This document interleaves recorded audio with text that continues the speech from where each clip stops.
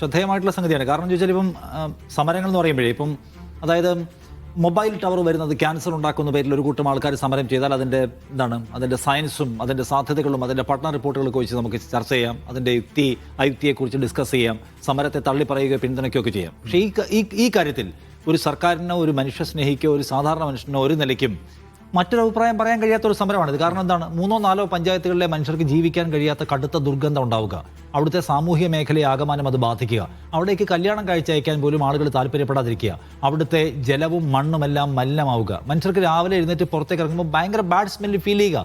അതൊരു നിലനിൽക്കുന്ന ദുരന്തമാണ്. അതിനകത്ത് രണ്ടാമതൊരു വർത്താനമുണ്ടോ? ഇല്ല. അങ്ങനെ ആ സ്മെല്ലുണ്ടോ ഇല്ലയോ എന്നുള്ള ഡിസ്കഷന് തന്നെ സാധ്യതയില്ല. നമ്മൾ അവിടെ ചെന്നാൽ നമുക്ക് നിൽക്കാൻ കഴിയാത്ത സ്മെല്ലാണ് അവിടെ ഉള്ളത്. ആ മനുഷ്യർക്ക് ജീവിക്കാൻ കഴിയാതെ അവർ തെരുവിൽ ഇറങ്ങിയിരിക്കുന്നു. അടിസ്ഥാനപരമായി നാം കൊണ്ടുവരേണ്ട എല്ലാ വികസന പരിപാടികളും എല്ലാ കച്ചവട സംരംഭങ്ങളും എല്ലാ മറ്റു തരത്തിലുള്ള ഓൺട്രപ്രണർഷിപ്പ് ആയാലും എന്തായാലും അത് ആത്യന്തികമായ ഒരു മേഖലയെ സഹായിക്കുന്ന, മനുഷ്യരെ സഹായിക്കുന്ന, സാമൂഹിക പുരോഗതിക്ക് ഉതകുന്നതായിരിക്കണം.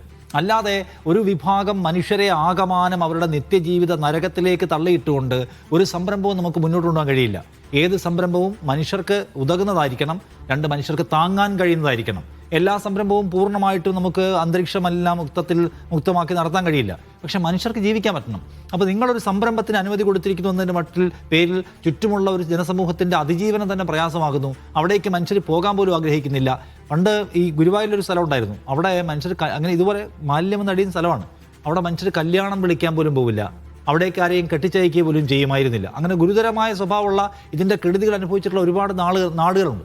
അപ്പോൾ നമ്മൾ ഇത്തരം ഫ്രഷ് കട്ടുകൾ പോലുള്ള പരിപാടികൾ അല്ലെങ്കിൽ അറബ് മാലിന്യ സംസ്കരണ പരിപാടികളെ കൂടുതൽ ആധുനികവൽക്കരിക്കുക, കൂടുതൽ ശാസ്ത്രീയമാക്കുക, മനുഷ്യരുടെ നിത്യജീവിതത്തെ പ്രയാസപ്പെടുത്തുന്നാക്കാതെ മാറ്റുക എന്നുള്ളതാണ് ഭരണകൂടം ആലോചിക്കേണ്ടത്. അല്ലാതെ ഒരു പദ്ധതിക്ക് അനുമതി കൊടുത്തതിന് ശേഷം ആ പദ്ധതിക്ക് വേണ്ടി പരമാവധിയിൽ ഭരണകൂടം തന്നെ നിൽക്കുകയും ചെയ്യുമെന്ന് പറയുന്നത് ശരിയായിട്ടുള്ളൊരു കാര്യമല്ല. രണ്ടാമത്തേത്, ഇത്തരം ഏത് പരിപാടികളും അതത് ലോക്കൽ ബോഡിക്കായിരിക്കണം അതിൻ്റെ പരമാധികാരം എന്നത് എടുത്തു കളഞ്ഞതിൻ്റെ ദുരന്തം കൂടിയാണത്. ലോക്കൽ ബോഡിയാണല്ലോ അത് പരിശോധിക്കേണ്ടത്. അപ്പോൾ അവിടെയുള്ള ജനങ്ങൾക്ക് ജീവിക്കാൻ കഴിയാത്ത ഒന്നാണെങ്കിൽ പഞ്ചായത്തിന് അതിൻ്റെ അനുമതി റദ്ദാക്കാൻ കഴിയുന്ന, അനുമതി കൊടുക്കുന്നതും റദ്ദാക്കുന്നതും അതിൻ്റെ പരമാധികാരം പഞ്ചായത്തിൽ നിന്ന് എടുത്തു മാറ്റി സിംഗിൾ വിൻഡോ ഉണ്ടാക്കാൻ പോയതിൻ്റെ പ്രശ്നവും കൂടിയാണ് ഇത്. പിന്നെ എല്ലാം മോളിൽ നിന്ന് വരണം, പഞ്ചായത്തിനൊന്നും ചെയ്യാൻ പറ്റില്ല. അപ്പോൾ ഇത്തരം കാര്യങ്ങൾക്കകത്തെല്ലാം എങ്ങനെയായിരിക്കണം അതിൻ്റെ വികേന്ദ്രീകരണം നടക്കേണ്ടത് എന്ന കാര്യത്തിലുള്ള ഒരു സൂചന കൂടിയാണിത്.